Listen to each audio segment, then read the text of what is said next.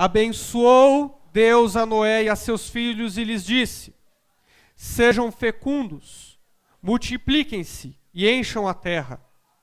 Pavor e medo vos virão sobre todos os animais da terra e sobre todas as aves dos céus. Tudo que se move sobre a terra e todos os peixes do mar nas nossas mãos serão entregues. Tudo que se move e vive ser-vos-á para alimento. Como vos dei a erva verde, tudo vos dou agora. Carne, porém, com sua vida, isso é, com seu sangue, não comereis. Certamente requererei o vosso sangue, o sangue da vossa vida, de todo animal o requererei, como também da mão do homem. Sim, da mão do próximo de cada um requererei a vida do homem. Se alguém derramar o sangue do homem, pelo homem se derramará o seu sangue. Porque Deus fez o homem segundo a sua imagem. Mas sejam fecundos e multipliquem-se, povoem a terra e multipliquem-se sobre ela. Disse também Deus a Noé e a seus filhos: eis que estabeleço a minha aliança com vocês e com toda a sua descendência, e com todos os seres viventes que estão convosco, tanto as aves como os animais domésticos e os animais selváticos que saíram da arca, como todos os animais da terra. Estabeleço a minha aliança com vocês. Não será mais destruída toda a carne por causa das águas de dilúvio, nem mais haverá dilúvio para destruir a terra. Disse Deus: esse é o sinal da minha aliança que faço entre mim e vocês, e entre todos os seres viventes que estão com vocês, para perpétuas gerações. Porém nas nuvens, o meu arco será por sinal da aliança entre mim e a terra. E acontecerá que quando eu trouxer nuvens sobre a terra e nelas aparecer o arco, então me lembrarei da minha aliança firmada entre mim e vocês e todos os seres viventes de toda a carne, e as águas não mais se tornarão em dilúvio para destruir toda a carne.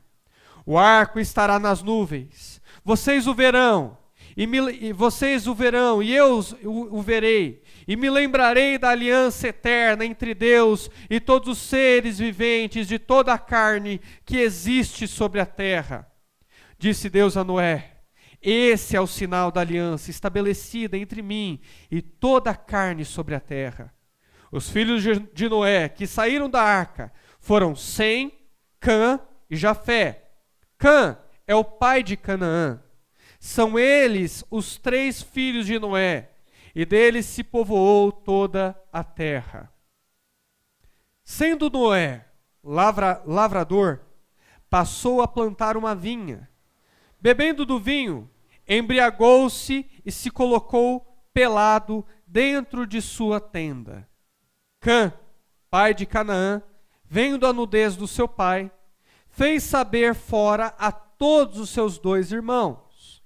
Então, Sem e Jafé tomaram uma capa, colocaram ela sobre os próprios ombros e, andando de costas, com rostos desviados, cobriram a nudez do pai sem que a vissem.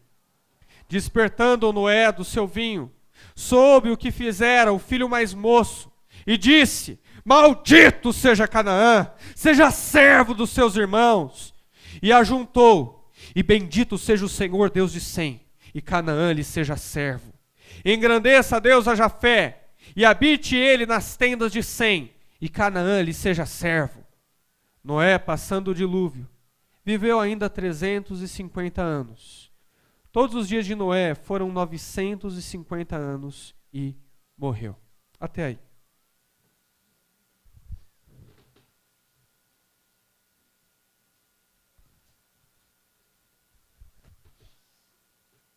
A nossa história hoje começa com uma dona de casa.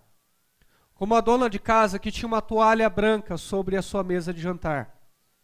E acabou que por um leve descuido, ela acabou sujando a sua mesa, a sua toalha branquinha com manga.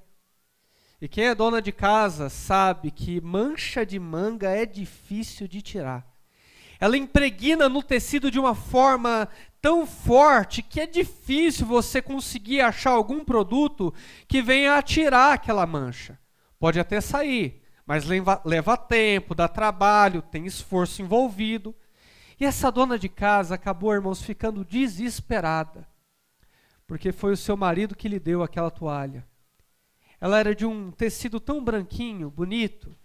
Ele deu aquela toalha para ela na certeza de que ela cuidaria bem daquela toalha, de que ela a utilizaria, sempre estaria limpando, cuidando, zelando. E acabou que por um leve descuido ela acabou manchando toda aquela toalha. Ela ia estender aquela toalha no varal para poder secar, mas aí ela pensou, puxa vida, se eu estender essa toalha no varal, as minhas vizinhas, que não gostam nem um pouco de falar, vão olhar a mancha amarela e vão achar que eu sou descuidada, e vão achar que eu sou relaxada, que eu não cuido bem do meu marido. Eu sempre cuidei, eu nunca sujei nada que eu não pudesse limpar, e agora eu estou com essa situação aqui. Puxa vida, o que é que eu faço? E aquela dona de casa ficou com receio, afinal de contas, a vizinhança podia achar que ela era relaxada ou descuidada.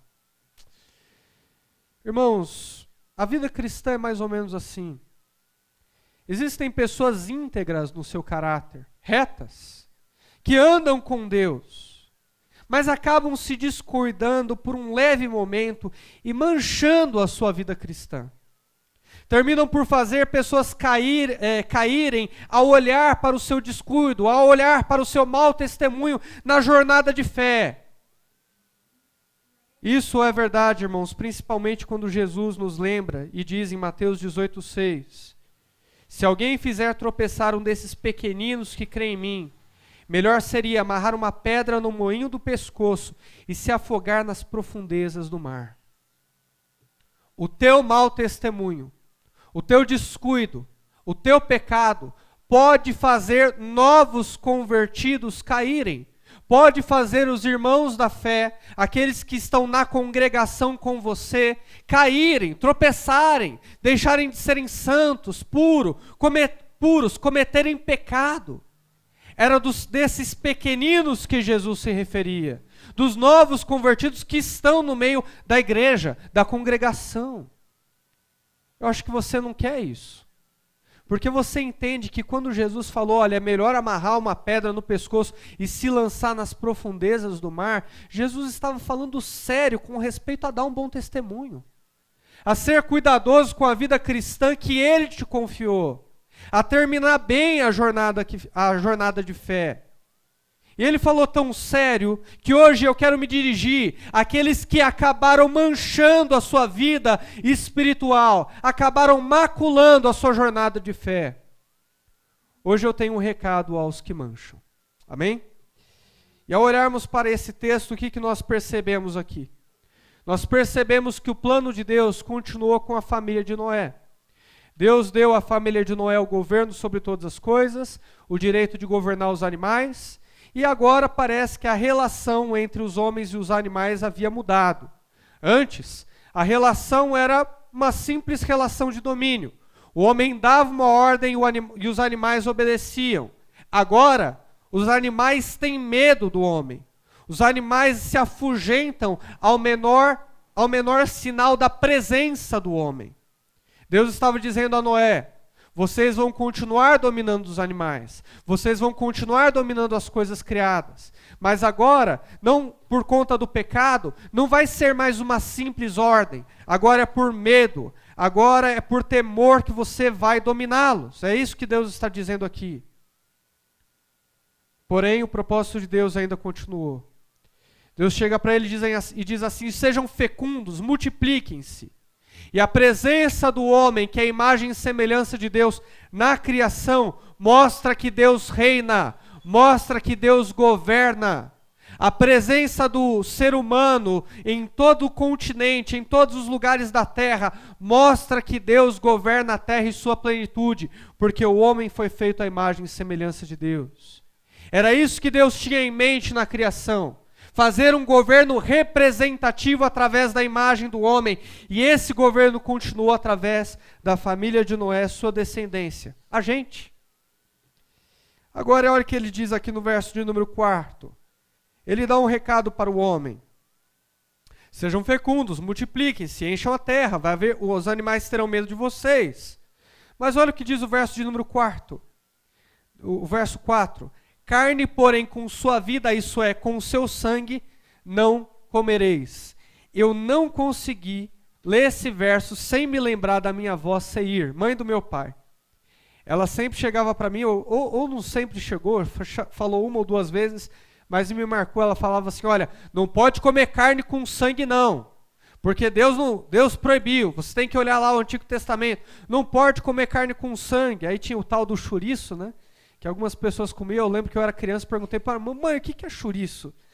E até hoje eu não sei direito o que é chouriço, mas é uma carne com sangue. A minha avó fala, não pode comer carne com sangue. O que a minha avó não sabia é que quando Deus falou isso, ele não tinha em mente a picanha mal passada que te servem na churrascaria. Falou, pastor, eu fui na churrascaria, eu comi a picanha. Eu não conhecia esse verso, fique tranquilo. Não era isso que Deus tinha em mente. O que Deus quis dizer quando ele deu essa ordem é para não matar animais com violência. Que eles poderiam comer da carne, ela seria nutritiva. Como o clima do mundo mudou, você viu que no verso 22 fala que agora haveria frio e calor, inverno e noite.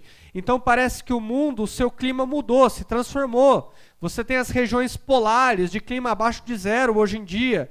E se o homem não provasse da carne dos animais, não se nutrisse com ela, ele dificilmente sobreviveria nessas regiões. Mas Deus dá uma ordem para eles, vocês vão matar os animais, vão dominar os animais, mas quando matarem eles, não usem de violência, não derramem o sangue deles de maneira cruel, de maneira que acabe com eles. E até hoje isso é refletido nas leis de proteção aos animais, que tem métodos de como você deve abater o boi, como você deve abater a vaca, entre outros, para ser da maneira mais digna possível. É isso que ele diz aqui, então fique tranquilo. E Deus também sabia o seguinte, que conforme o homem fosse matando os animais de maneira cruel, ele ia começar matando aqueles animais, e logo aquilo ia ser transmitido ao seu semelhante. Aquele que mata os animais de maneira cruel, logo mataria outro homem de maneira cruel. Até hoje você pode perceber que esses grandes assassinos em série não começam matando gente. Eles começam matando animais, gato, cachorro, e aí depois é que passam a matar pessoas mesmo. Deus sabia disso. E aí que ele diz aqui no verso de número 6 também, se alguém derramar o sangue do homem, começou com animais, agora ele fala do homem, se alguém derramar o sangue do homem, pelo homem se requererá o seu sangue, porque Deus fez o homem segundo a sua imagem. O princípio do porquê Deus condena um homem que mata outro a morrer de igual forma, é porque aquele homem que ele assassinou é alguém feito à imagem e semelhança de Deus. E esse princípio não morreu, irmãos. Até hoje, o homem ainda é a imagem e semelhança de Deus. Distorcida por causa do pecado, mas ainda é a imagem e semelhança de Deus. E se esse princípio não mudou, a condenação também não mudou. Foi Deus quem disse, olha, aquele que matar um ser humano também deve morrer, porque matou alguém que é a imagem e semelhança de Deus. Tamanha a gravidade do delito.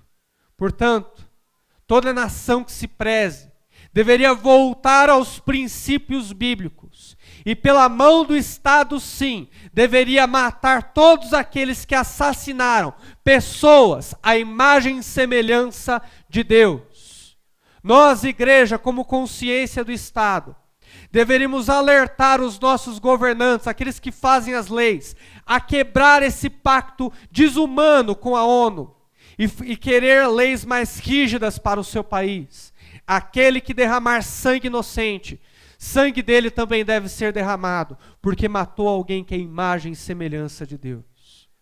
O próprio Filho de Deus, Jesus Cristo, morreu debaixo de pena de morte, foi condenado à morte. Ilegítima, porque foi Deus quem o colocou ali para sofrer pelos pecados dos homens. E aí você tem um ladrão que não é convertido, que diz assim: Senhor, se tu és mesmo quem tu diz que é, tira a gente daqui, nos livre dessa pena de morte. O que não era crente falou isso. E Jesus não responde nada para ele. Agora o convertido falou assim: nós merecemos estar aqui. Esse homem nada fez. Faz um favor, Senhor. Lembra-se de mim quando entrares no paraíso.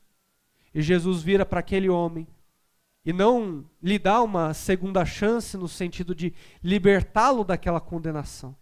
Ele não fala: porque você me viu como Senhor e Salvador da sua vida, eu vou te livrar da pena de morte. Ele não diz isso. Ele dá a maior promessa que um homem pode receber: hoje estarás comigo no paraíso. Então, irmãos, se amanhã pessoas estiverem na fila da pena de morte, nós vamos chegar lá com o Evangelho, tendo a certeza de que elas passarão dessa vida para outra, tendo um relacionamento de filho, de filha para com Deus, morando no paraíso diante de Jesus e diante de Deus.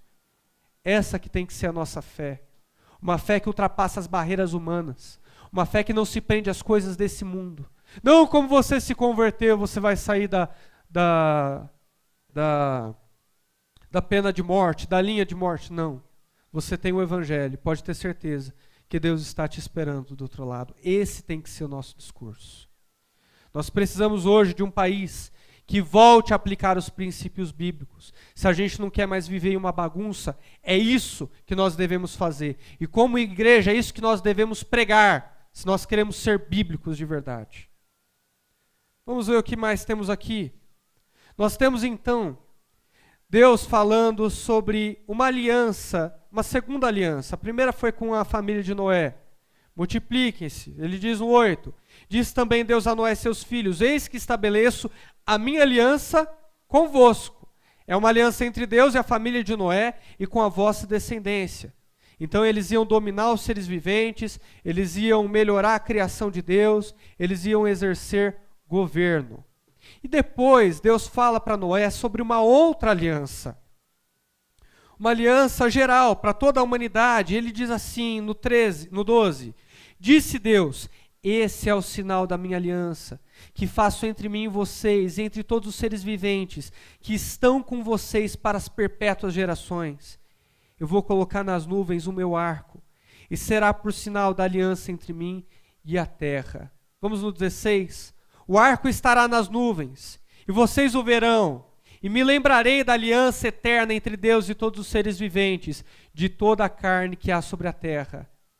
Disse Deus a Noé: esse é o sinal da aliança estabelecida entre mim e toda a carne sobre a terra. O arco-íris, aquele fenômeno maravilhoso que você vê no céu, de várias cores passando, que você chama os teus filhos para olhar e dizer: olha filho, um arco-íris, olha filho, um arco-íris.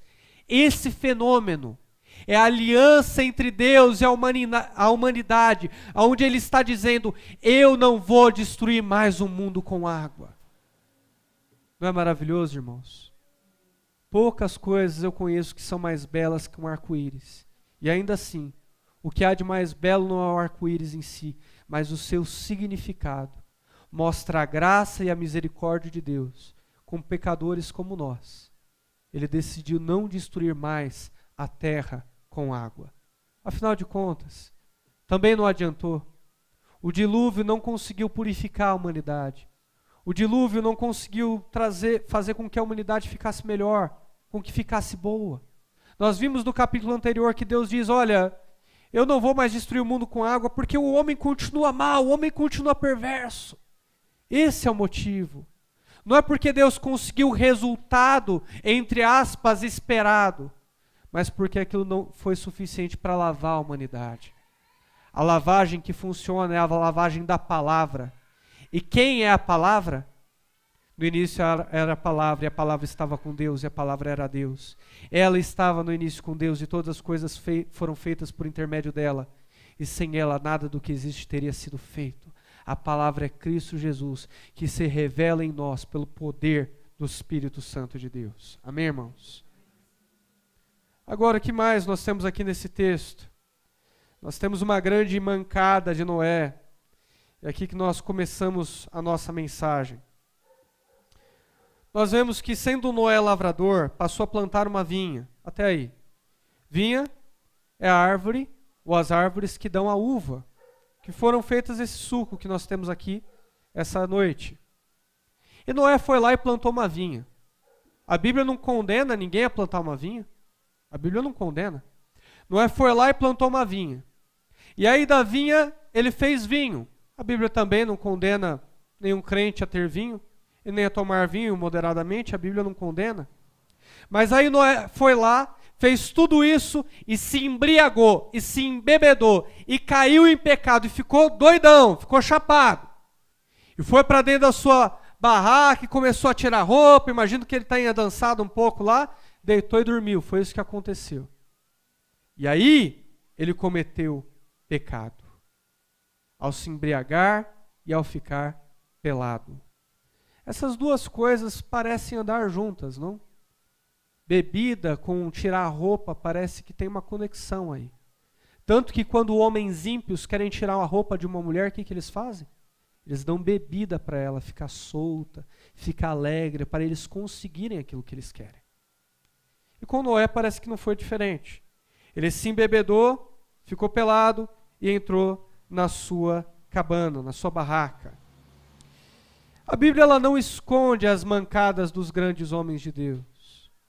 Isso nos mostra que a Bíblia é razoável e fidedigna de ser acreditada. Porque ela não coloca para baixo do tapete a poeira de pecado que esses homens ajuntaram. Ela mostra tudo. E Noé acabou pecando, acabou se embebedando.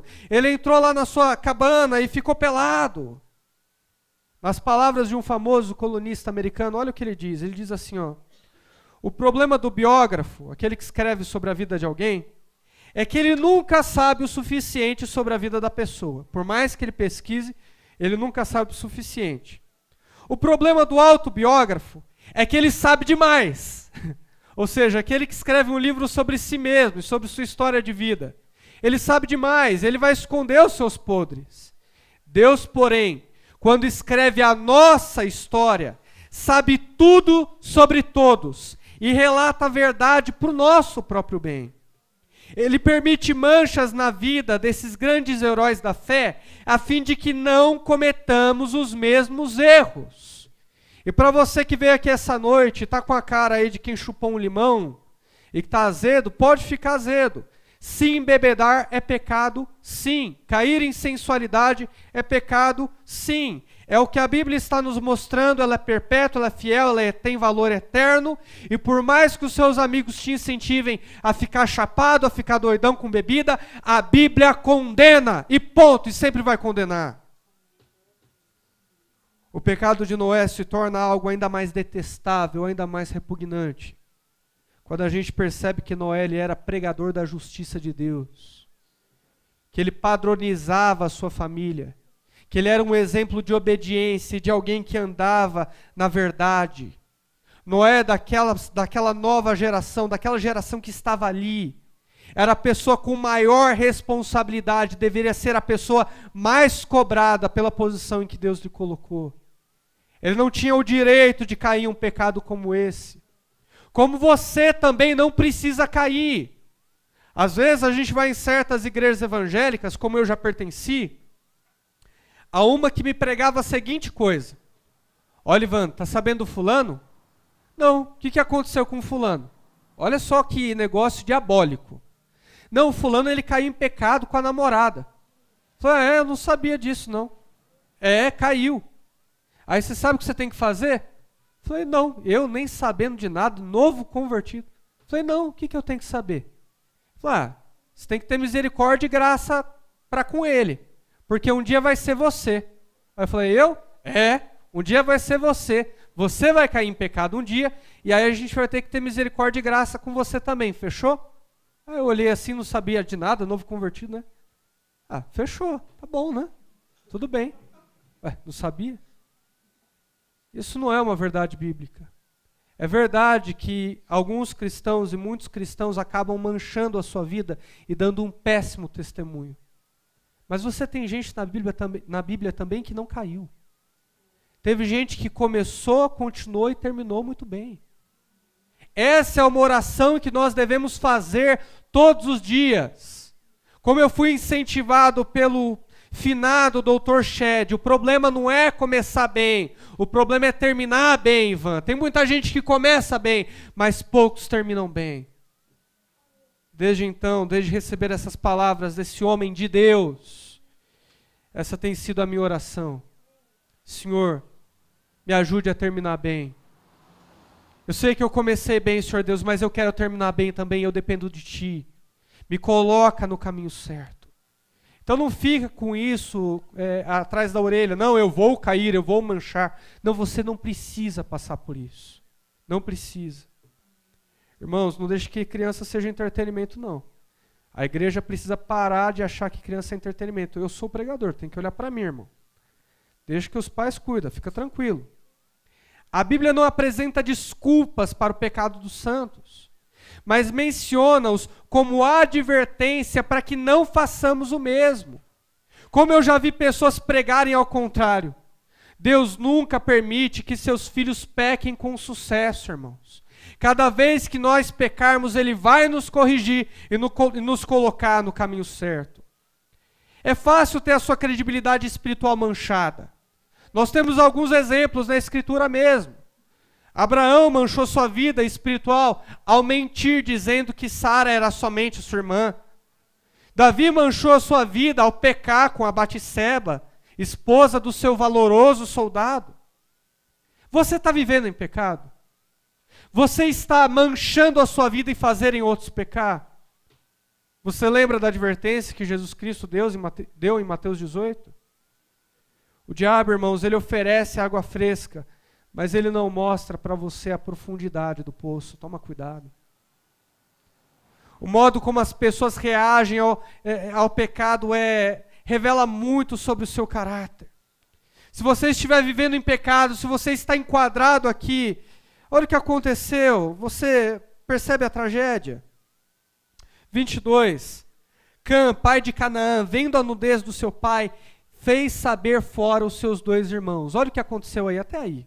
Até aí. Cã, pelo que nós podemos entender, era um grande sarrista. Ele tirava a onda com o pecado dos outros e tirou uma onda com o pecado do seu pai.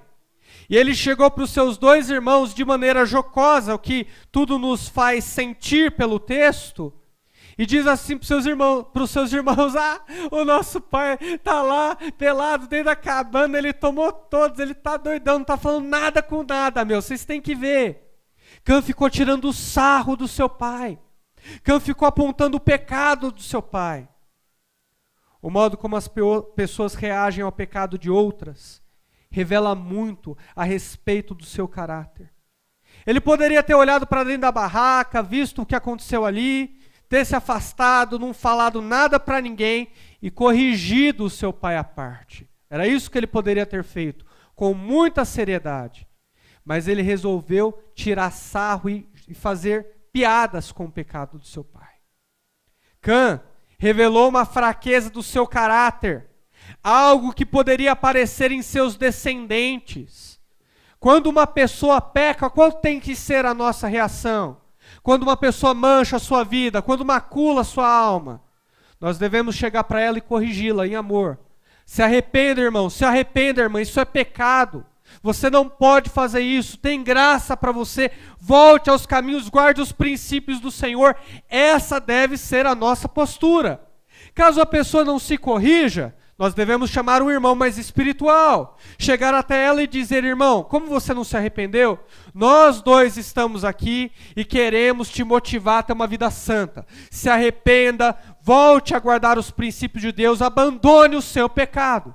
Se ainda assim essa pessoa não se arrepender, então a comunidade dos santos deve ser alertada, chegar para essa pessoa e corrigir o seu pecado em grupo, dizendo, nós não aceitamos o seu pecado aqui, se arrependa, volte aos princípios de Deus, seja um homem santo, seja uma mulher santa. É isso que a Bíblia requer como padrão.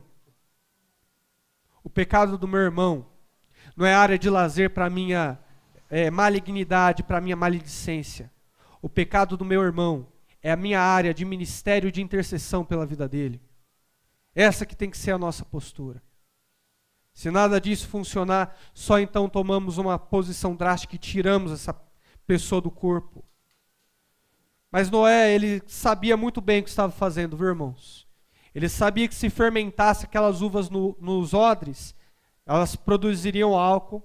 Ele sabia que ele ia ficar bem louco se tomasse. Ele sabia muito bem aquilo que ele estava fazendo. Ele vai para a sua barraca e comete esse pecado. E olha só o que ele diz aqui. 24. Despertando Noé do seu vinho, soube o que fizera o filho mais moço e disse: maldito seja Canaã, seja servo dos seus irmãos, e jogou uma maldição sobre o seu neto. Cã é pai de Canaã. E aí, então Noé joga uma maldição sobre o seu neto, dizendo para ele agora: porque você tirou sarro do meu pecado, porque você não me respeitou, porque você não tomou uma posição séria para comigo, seu pai que te criou, então que você seja servo dos teus irmãos. Essa maldição não é uma maldição que Noé lançou com uma palavra. Era mais uma conclusão do caráter de Cã. Ele sabia que o seu filho, por ter aquele caráter maltratado, por tirar sarro o tempo todo, por não ter levado a sério o pai dele que o criou, levaria aquele caráter maltratado para as futuras gerações. Cã foi pedra de tropeço para Canaã, seu filho. E Canaã seria pedra de tropeço para os seus netos e bisnetos. Porque quando você tem uma área maltratada na vida, aqueles que você cria, aqueles que você educa, acabam copiando o seu modelo perverso, o seu modelo impiedoso. Era isso que Noé estava constatando na vida do filho e na vida do seu neto. Irmão, toma cuidado. Tem gente olhando para você. Leve o pecado a sério. Seja repreensível, ou seja, aceite correção. E lembre-se que tem gente olhando para você. Tua esposa, os teus filhos, as tuas filhas. Eu vejo gente se levantando nessa congregação. Eu vou ser o pastor da minha casa. Eu falei, será mesmo? Será mesmo? Eu desejo como pastor que você seja o pastor da sua casa. Você, homem, precisa tomar as rédeas espirituais da sua casa. Precisa ensinar a tua esposa, precisa ensinar os teus filhos. Se você é novo convertido, você ainda ganhou uma colher de chá. Mas para quem já tem uma certa caminhada na fé, você não tem desculpa. Você deve ser o pastor do seu lar. Você deve instruir a tua esposa. E se ela está carnal, se ela não está respondendo o evangelho, em grande parte a culpa é sua, homem. Porque a tua esposa e os teus filhos estão copiando o teu mau caráter. E você nem percebe. Está tão preocupado com as finanças, está tão preocupado com ganhar esse mundo, está tão preocupado com as realizações que está esquecendo de prestar um bom testemunho. Se você chega em casa e a única coisa que você sabe fazer é assistir série, é futebol, não tem uma conversa espiritual, não elucida dúvidas bíblicas da sua esposa, se não ora com ela, se não sabe por aquilo que ela está passando, então você é culpado e é pedra de tropeço na vida da sua família. Você não é diferente de Cã, nem de Canaã. E esse é o resumo da história. Uma pessoa que Noé não precisou nem amaldiçoar, só constatar aquilo que ele vivia. Uma pessoa que Noé se levantou e falou assim, esse aí tem um caráter maltratado mesmo. Mas eu acredito que nós podemos aprender 4 lições valiosas desse texto. Quais são as 4 lições valiosas que podemos aprender aqui? Por todo esse contexto que estamos vendo. Primeira coisa, entenda, ser espiritual não te livra das manchas. Noé era um homem espiritual. Noé era um homem que amava a Deus, buscava obedecer a Deus. Mas por ser espiritual, aquilo não fazia com que ele deixasse de cair. Você pode ser uma pessoa espiritual, ter muito tempo de convertido, ter conhecimento bíblico, passar horas em oração, tudo isso conta muito diante de Deus, é digno, valioso. Mas eu quero que você entenda que isso não te livra das manchas. Você não precisa ter uma vida maculada. Existem pessoas na Escritura que não tiveram grandes quedas. Você não é obrigado a cair e não vai se tiver a humildade de perceber que precisa se atentar. A palavra de Deus diz, aquele que está forte, tome cuidado para que não, aquele que pensa estar de pé, tome cuidado para que não caia. E nesses momentos, quando a gente alcança alguma coisa espiritual em Deus, quando a gente acredita que está bem, que não precisa mais tanto da palavra, da oração, que a gente já tem certa experiência desses momentos que as manchas caem. É nesse momento que os descuidos vêm, porque a gente deixou de se atentar para uma vida espiritual com Deus. Toma cuidado, irmãos, ser espiritual não é blindagem para as quedas, não é tira-mancha. Ser espiritual é bom, mas você precisa vigiar e você precisa orar, caso contrário vai cair do mesmo jeito. Qual é a segunda lição que nós podemos tirar aqui? O conforto pode te levar ao fracasso espiritual. Se nós fôssemos levantar um padrão, nós poderíamos observar que Noé caiu, que Noé teve essa queda no melhor momento da sua vida. O dilúvio tinha passado, ele saiu da arca, estava tudo bem, não tinha que construir mais nada, e ele acabou caindo, ele acabou pecando. Davi, ele deixou de ir para a guerra, estava tudo bem no seu reino, ele olha para a janela e vê uma mulher nua. Pedro estava com Deus, servindo no ministério, era apóstolo, tinha autoridade para expulsar demônios, tinha autoridade para curar, e de repente Pedro vai lá e nega Jesus 3 vezes. Se nós fôssemos levantar um padrão, as quedas desses grandes homens de Deus foram nos seus melhores momentos e não nos seus piores. Está vendo essa luta que você está enfrentando? Está vendo esse trabalho que você está tendo? Isso pode ser um anti-queda de Deus na sua vida. As lutas permitem que você viva uma vida sem manchas, irmão. É a máquina de lavar espiritual que limpa os seus pecados. Você não precisa cair quando tudo estiver bem. Basta ser grato. Não deixar o seu hábito de oração, não deixar o seu hábito de adoração, ser frequente espiritualmente, mesmo em meio à bonança, mesmo em meio a quando tudo vai bem. Para que você evite lutas na sua vida, para que você evite cortes radicais, para que você evite provações. Porque muitas vezes Deus as permite, porque eles são anti-queda na vida do crente. Não deixe o refúgio oração. Não se afaste do refúgio oração. Você está se sentindo tentado pelo pecado. Está vendo que a queda está te chamando pelo nome e sobrenome. Se ajoelhe diante de Deus e fale, Senhor, eu estou aqui, estou fraco. Me permita vencer essa batalha. Senhor, eu não tenho forças em mim, eu estou tremendo. Mas me deixa vencer essa guerra contra a pornografia, contra o vício, contra a mentira. Eu não consigo sozinho, Senhor. E tem gente que tem caído na sua vida, manchado a sua jornada de fé, fazendo outros tropeçarem, porque se esqueceram do refúgio chamado oração. Desse castelo que te deixa acima de todas as ameaças dos exércitos da carne. É o refúgio oração, irmãos, que nos dá vida longa na jornada de fé. Que não deixa a gente ser pedra de tropeço na vida de outros. Qual é a outra lição que nós podemos tirar aqui? 3. Lembre-se que tem gente olhando para você. Deus te fez importante para alguém, irmão. Que vê em você testemunho, caráter e irrepreensibilidade. Você tem influência na vida dessas pessoas. Pode ser sal, luz. Eu vejo pais de família se dando o luxo de ficarem desanimados. Gente que é marido. Ah, pastor, eu estou desanimado. Irmão, você não pode se dar o luxo de ficar desanimado, não. Tu é pai. Tu é marido.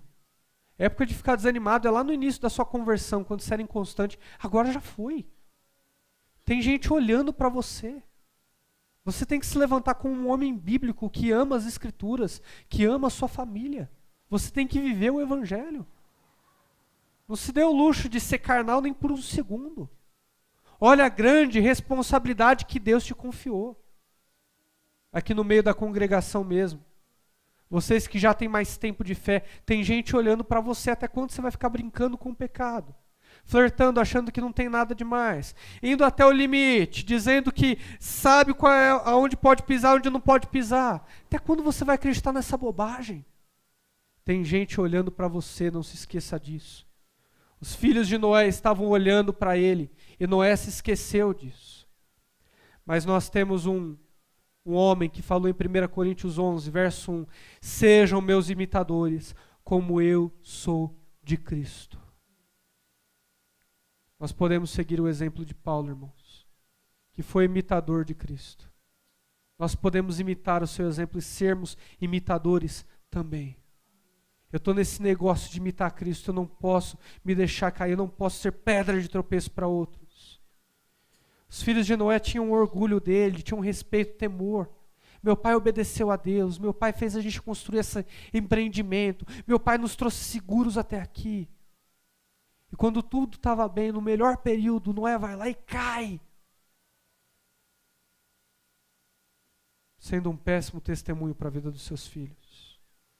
Assuma a responsabilidade de seguir a Cristo o tempo todo. Seja corajoso. Seja corajoso. A palavra é corajoso. O que mais nós podemos aprender aqui? Quarta e a última lição. Tem gente que vai te envergonhar. Tem gente que vai te envergonhar por causa do seu mau testemunho. Quando você é cristão legítimo, vai lá e macula a sua vida, e você se mancha, vai ter gente que vai te envergonhar.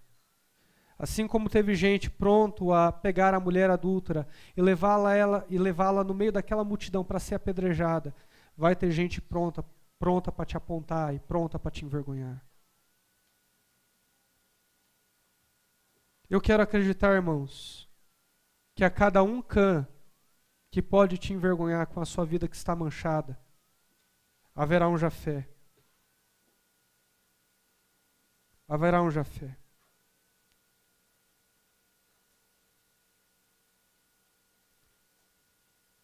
Haverá um Jafé e haverá um Sem. Filhos de Noé para te colocarem para cima. Eu quero acreditar que a maioria sempre vai estar do teu lado, a maioria da igreja pelo menos. Eu quero acreditar nisso. Eu não quero acreditar que a maioria daqueles que nos envergonham vai ser maior do que a maioria daqueles que vão nos colocar para cima. A igreja, ela tem esse papel. Eu quero acreditar, mesmo que não será, eu quero acreditar que vai ser melhor. Eu quero acreditar que Deus produz uma experiência de dor e graça naquele que tem a vida manchada. Experiência que o impulsione a não errar novamente. Eu quero acreditar que existe graça mesmo em meio às quedas. Eu quero acreditar que existe graça mesmo em meio às manchas.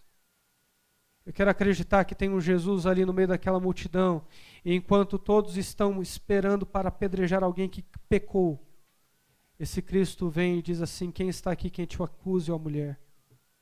Nem eu te acuso, vai e não peques mais. Eu quero acreditar nisso. Se você manchou a tua vida, a tua jornada de fé está suja, eu quero que você saiba que esse não é o fim para você. Deus, Ele tem um verso lindo em Isaías 1:18. Diz assim: venham então e peçam-me, diz o Senhor, ainda que os vossos pecados sejam como a escarlata, eles se tornarão brancos como a neve. Ainda que sejam vermelhos como o carmesim, se tornarão como a branca lã. É o que diz em Isaías 1:18. Noé está na galeria dos heróis da fé. Você está na galeria dos eleitos por Deus. Ele te lavou, Ele sabe que você foi descuidado uma vez, mas está pronto para te restaurar. Que você seja exemplo para os que estão ao seu redor, pela graça de Cristo. Apesar de Deus ter promulgado a pena de morte, Jesus Cristo provou dessa pena por nós. Apesar de Deus ter proibido que nós derramássemos o sangue de animais, Deus derramou o sangue do seu Cordeiro. Apesar de Deus ter dado uma aliança linda para Noé e sua família de governo, Deus também deu uma aliança linda de governo para aquele que é eleito, que reina em Cristo e junto com Cristo. Apesar da aliança grandiosa do arco-íris, em que Deus disse que jamais destruiria a terra de novo no dilúvio, Deus nos dá uma aliança muito maior na pessoa de Cristo, dizendo que Ele não nos destruirá jamais, e passaremos dessa morte para a vida, e estaremos sempre com Ele. Apesar de Cã ser um servo maldito, nós temos o nosso próprio servo que se fez maldito por nós.